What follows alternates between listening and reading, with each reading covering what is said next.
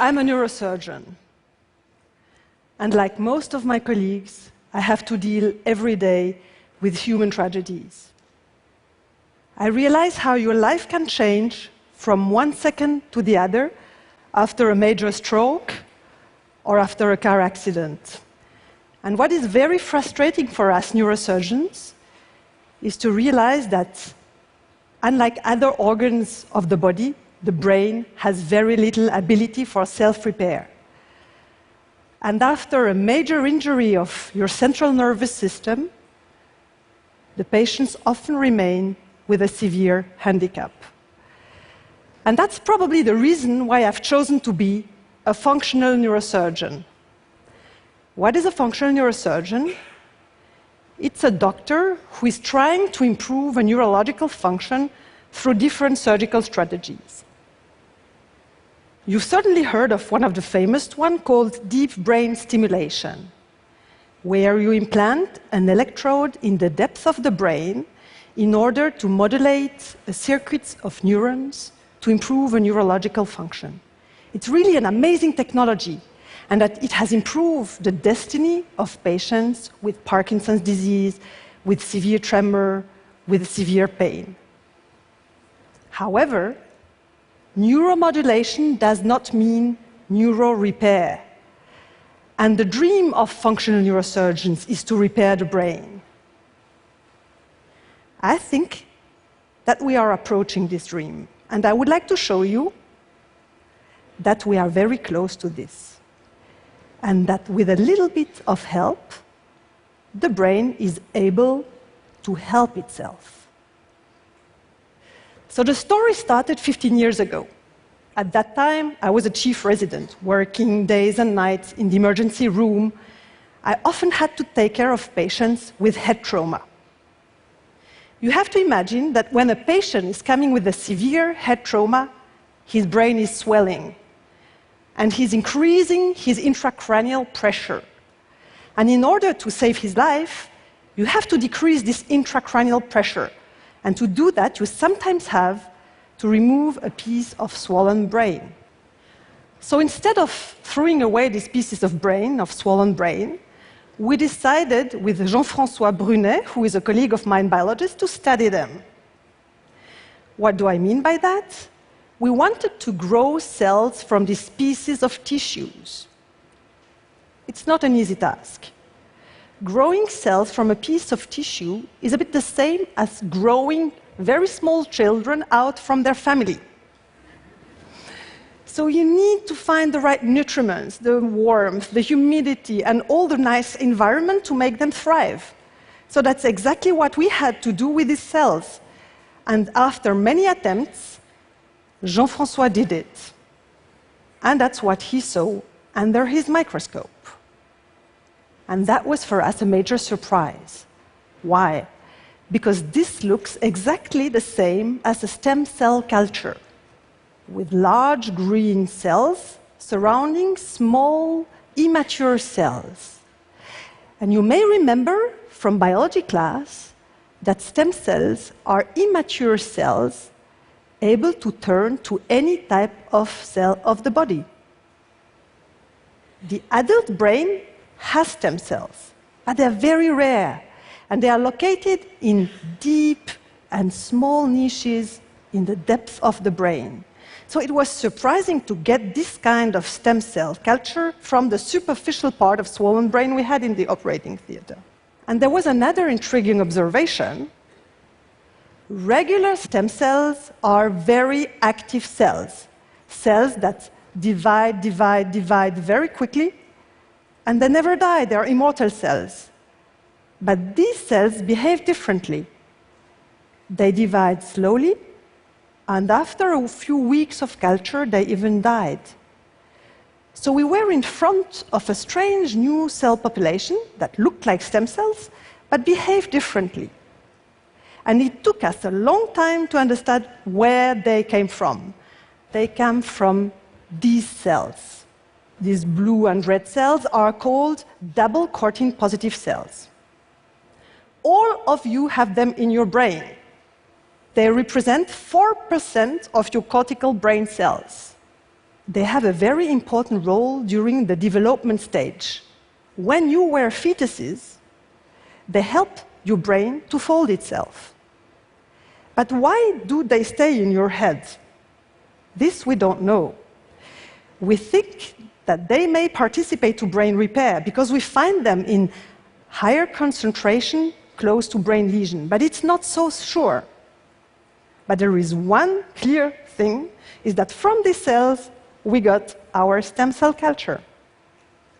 And we were in front of a potential new source of cells to repair the brain. And we had to prove this. So to prove it, we decided to design an experimental paradigm. The idea was to biopsy a piece of brain in a non-eloquent area of the brain, and then to culture the cells, exactly the way Jean-François did it in his lab, and then label them, to put color in them in order to be able to track them in the brain. And the last step was to reimplant them in the same individual. We call these autologous grafts, autografts. So the first question we had, what will happen if we reimplant these cells in a normal brain? And what will happen if we reimplant the same cells in a lesion brain? Thanks to the help of Professor Éric Rouillet, we worked with monkeys. So in the first case scenario, we reimplanted the cells in the normal brain, and what we saw is that they completely disappeared after a few weeks, as if they are taken from the brain. They go back home, the space is already busy, they are not needed there, so they disappear. In the second case scenario, we performed the lesion, we reimplanted exactly the same cells, and in this case, the cells remained, and they became mature neurons. And that's the image of what we could observe under the microscope. Those are the cells that were reimplanted. And the proof, they carry this little spot. Those are the cells that we've labeled in vitro, you know, when they were in culture. But we could not stop here, of course. Do these cells also help a monkey to recover after a lesion? So for that, we trained monkeys to perform a manual dexterity task. They had to retrieve food pellets from a tray. They were very good at it. And when they had reached the plateau of performance, we did a lesion in the motor cortex corresponding to the hand motion. So the monkeys were plegic. They could not move their hand anymore. And exactly the same as humans would do, they spontaneously recovered to a certain extent, exactly the same after a stroke. Patients are completely plegic, and then they try to recover due to brain spasticity mechanism. They recover to a certain extent, exactly the same for the monkey. So when we were sure that the monkey has reached his plateau of spontaneous recovery, we implanted his own cells.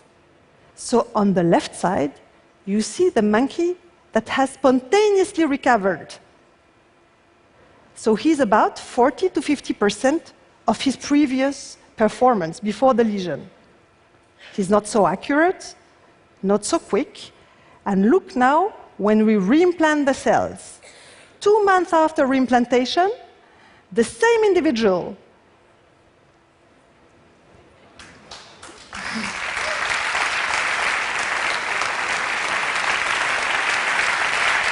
It was for us also a very exciting result, I tell you. Since that time, we've understood much more about these cells. We know that we can cryopreserve them, we can use them later on. We know that we can apply them in other neuropathological models, like Parkinson's disease, for example. But our dream is still to implant them in humans. And I really hope that I'll be able to show you soon that the human brain is giving us the tools to repair itself. Thank you.